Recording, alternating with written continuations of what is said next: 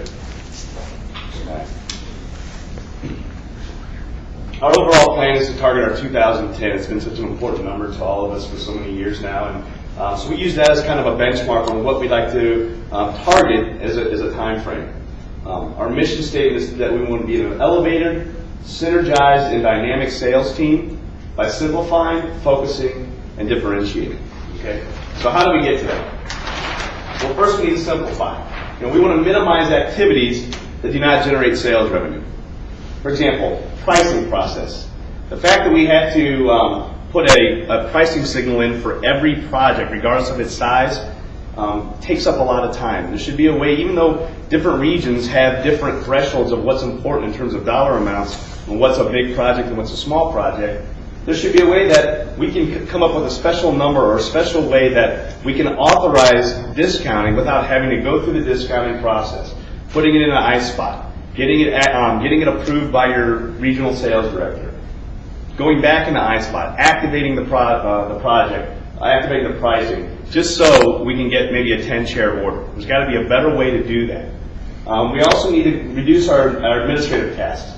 One password across the board for every time you log in, so you don't have to worry about different password remembering. Expense reports. There's got to be a more seamless way so that it's just done in Michigan, so that when you get your expense report, the money's back in your account, and if there's a discrepancy, you worry about the discrepancy at that point. CRM tool. It's kind of crazy that we have to go through 5 different steps just to get paid on a project that we've won. Let's streamline that so that we don't have to go through all of those steps. And then kiosks. Being able to streamline kiosks would be great. We've talked about the iPod way of streamlining and popping up different avenues or different ways of going to kiosks. It's such a great tool, but it's so vast and so much information that it becomes timely and it becomes obtrusive to your day-to-day tasking. So if we can simplify some of these things, it'll allow us to get more opportunity to generate sales. Okay? So how do we do that? Well, we've got some requests based on the focus portion of it. First, we want to remove silos among vertical markets to remove duplication of efforts. We want to flatten the organization. We want to allow each region to work as an own entity. Some areas have renderers. Some people have sales assistants. Some don't. Let the regional market tell you what resources they need so that you can get a stronger unit within each region.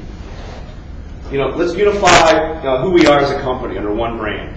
Our alliance program right now doesn't make sense if our dealers have to buy from sit-on at our first office and they're selling the exact same product for the exact same discounting to the Steelcase dealership, the Knoll dealership, and the Hayworth dealership in town. What advantage is there for them to use us as an alliance partnership? So we need to kind of fix that a little bit. We'd like to be able to have the opportunity to focus on a career path. Right now, there's no guideline on how we can move up within the company.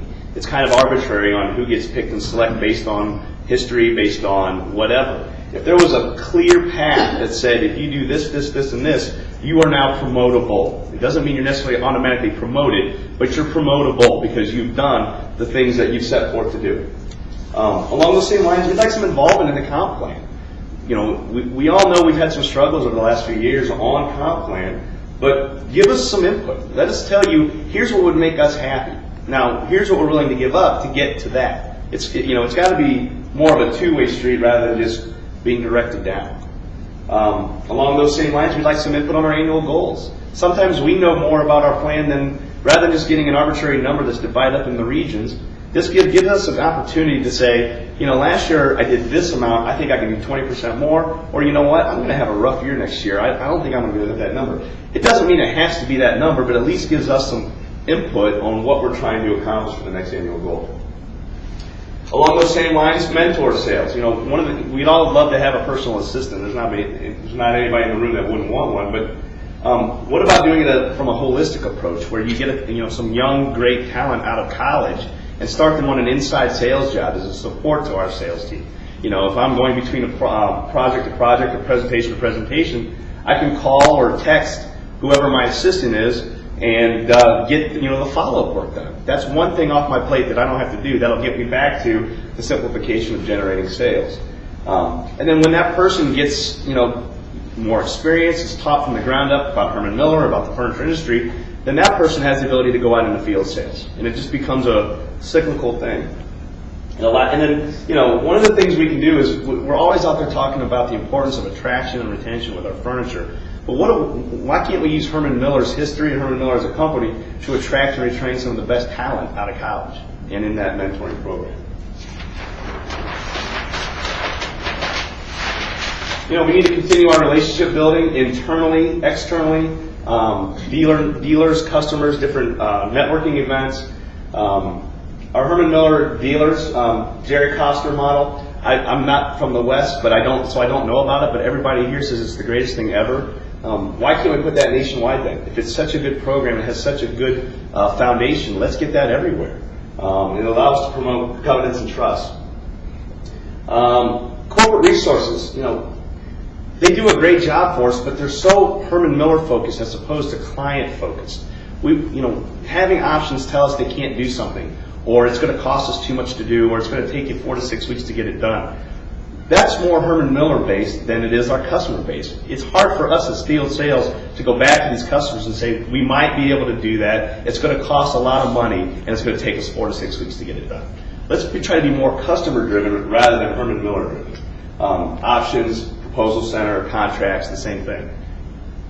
And then looking at our geographical regions, we're focusing on a 3-tier business in terms of clients. Why don't we take a 3-tier approach to how our geographical regions are done? Something that's working in New York City may not work in Mobile, Alabama, which may not work in Indianapolis, Indiana, but may work in Chicago. If we can have a large meeting in small-sized markets, you would have the ability to achieve certain thresholds that you may not be able to if you're in a smaller market and you're working on the same playing field as a larger market. And one area we could do that in is maybe go back to a margin-based comp plan. Everybody wins in that. If you're going to work your tail off, you're going to get paid for it. So if we can simplify and focus with these different things, we feel we'll have the ability to differentiate in the market. We'll be able to have an elite industry of professionals. We will win with a sense of purpose, making a difference for clients. We're being able to share resources with the GAMs and training the GAMs. And we're able to communicate proficiently and passionately the Herman Miller brand.